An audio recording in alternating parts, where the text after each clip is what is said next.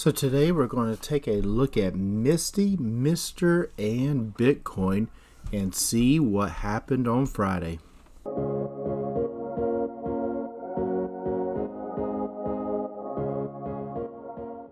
Hello my friends, this is Legend. So today we're going to take a quick look at MSTY and just to see where it's at, as MSTR did have a drop yesterday, and yesterday being Friday. And also note that a lot of other stocks also dropped due to the tariff news. But we'll take a look at that and also take a look at Bitcoin along with some of the other high yield ETFs just to show that it's not just MSTY dropping down. So let's just go ahead and jump right over into the Webull chart and check them out. Alright, so here we are on the Webull chart, and as you can see, we're looking at MSTY currently right now, and it looks like on Friday it did end up dropping 8.36%. Ouch, right? I mean, wow, that's a massive drop, right? It's down to $17.87, and that's $1.63 value drop in the price itself. Now it did go up slightly after hours, but we're not going to pay much attention to that, right? Now this is the real actual movement of the candles here, and you can see there's that drop for the distribution, that it went from a close of $20.39 down to a close of $19.50. And then on Friday it opened at $19.05. It went as low as $17.84 and as high as $19.09 before closing at $17.87. So a very big red day for Friday for MSTY. So let's just turn on the adjusted chart here and let's see where it's sitting on the Bollinger Band. Alright, so here we are looking at adjusted chart for MSTY, and we're looking at the Bollinger Band here, this yellow being the bottom of the Bollinger Band and the blue line being the midpoint, right? I usually like to get it below the midpoint and close to the bottom, right? Well, I think we definitely went to the bottom of the Bollinger Band on Friday. And with that red volume here, you can see that the RSI2 here, where did it end up for the day? Well, it ended up at an RSI2 of 8.1. So that's below the 10. So for me, that's a potential buy. And I did end up buying some MSTY on Friday. I ended up buying 5 shares on Friday at about $18.25 per share. Now on Thursday, I did make a purchase of 5 shares at $19.53, right? So I've made 2 purchases in the past 2 days, each with 5 shares. Okay, so as it was dropping, I kept buying, right? The first one was just off of that distribution drop here, which caused that price to drop in MSTY on Thursday, because that's the X date. Now it's not showing the drop here because we're looking at the adjusted chart, remember? But I did purchase some shares here, and I did end up purchasing shares on Friday as well. So really happy about that. I know it's hard to say happy with the price dropping, but how else am I going to be able to get shares at a decent price, right? It's got to come down. So we got to put up with a little bit of pain to get good prices. But the overall question is, will it recover? Okay, well, let's just take a look at MSTR and let's see where we could be setting for the charts. And here we are on MSTR, and there it is. There's that big red candle, right? That was Friday. I tell you, Friday was a nasty day. With the news that came out, it sure didn't help, right? It brought it down, and MSTR dropped that 8.7% on just that Friday as well. And that's a $35 drop in MSTR. Whew, wow.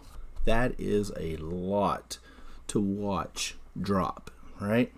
Like I said, we'll take a look at a few other stocks and we'll see that it's just not Mr. dropping, right? We'll look at some of the big boys and you'll see that this is shown throughout a lot of different stocks. But with that Mr. drop on Friday, and it dropped 8%. It is at the bottom of that Bollinger Band. And look at that RSI2 down here. It did drop below that 10. It's at 8.7% on the RSI2. Now, that triggers for me another potential buy, right? And I will say that I ended up buying a few times yesterday, not knowing that it was just going to continually to drop, right? My first buy yesterday was off of a limit order that I had set, and I had a 390 limit order set, and that limit order went through, so that bought me 2 shares. Then I set another limit order at 379, thinking that if I had it at 390, if it did drop more down to 379 due to the news, I wouldn't mind picking up another 2 shares.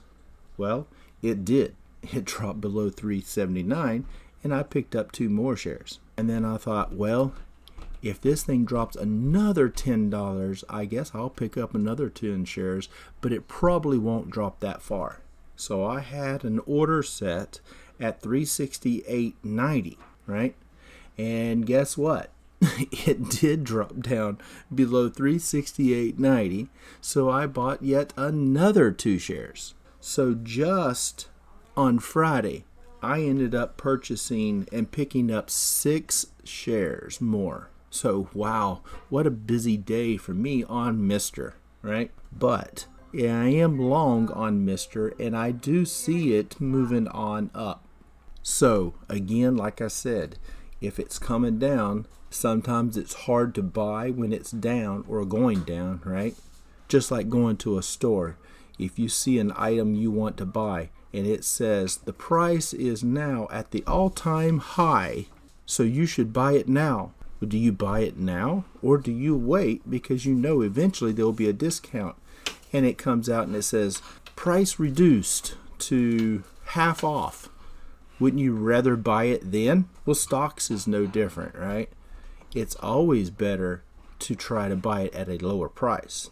The difference is it doesn't tell you, hey, price is half off, buy now, right? It doesn't say that.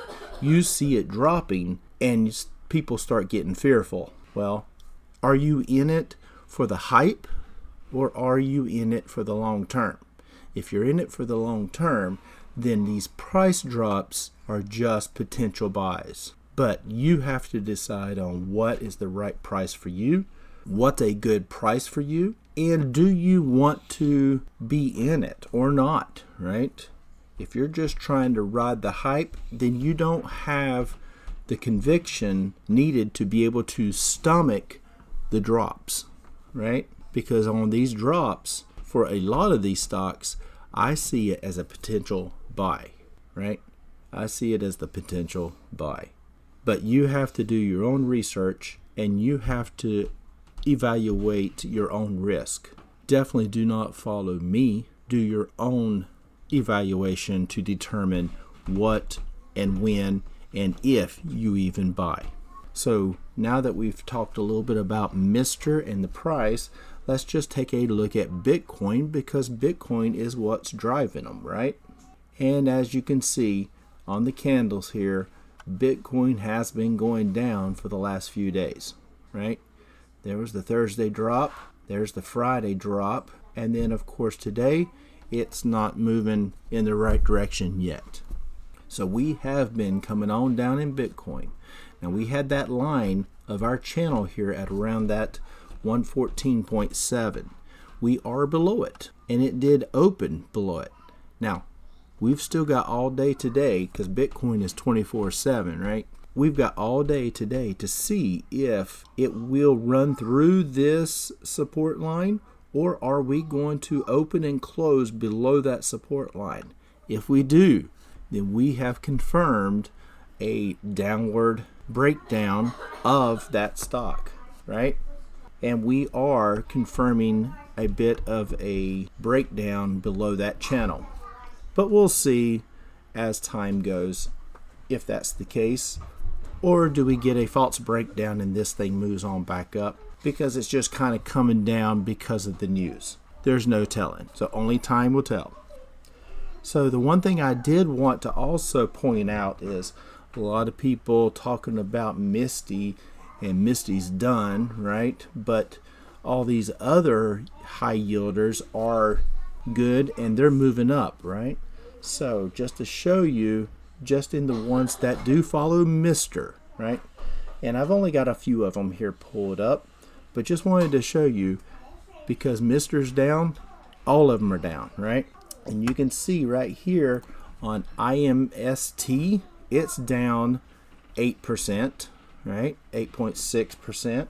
MSTW, and that's the weekly route, is down 10.64%. MSTX, which is a 2x leverage, right? Well, it got hit pretty hard at 18% drop in the price. And let's look at MSTU with a 17.79% drop on Friday. And that too is a 2x leverage. So whatever Mr. drops, you can look at these 2x leverage as dropping twice that amount, right? Because it can also double, otherwise go up twice the amount, but it can also drop twice the amount, right? You got to take the good with the bad with the 2x leverages. And the last one being MST with a 17.7% drop. So you could say that all of them are down, right? Some of them down more than others just because they are leveraged. And that's why I'm not crazy about the leveraged ones. They're great when it's moving up, but not so great when it's moving down, right?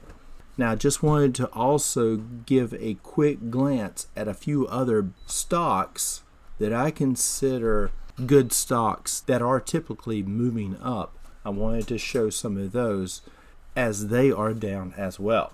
You can see here is IBM, and it's down, right? It had a down day on Friday, Thursday, Wednesday.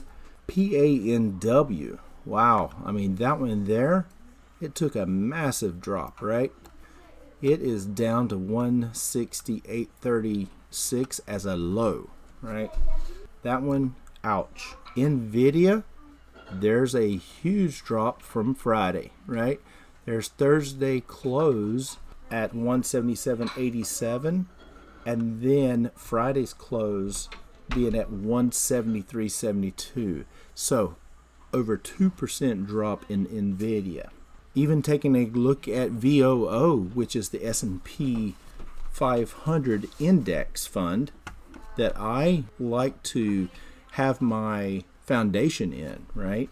It even had a drop on Friday with a close on Thursday of 581.02, and then it dropped on Friday with a close of 571.45 for a 1.6% drop in the day.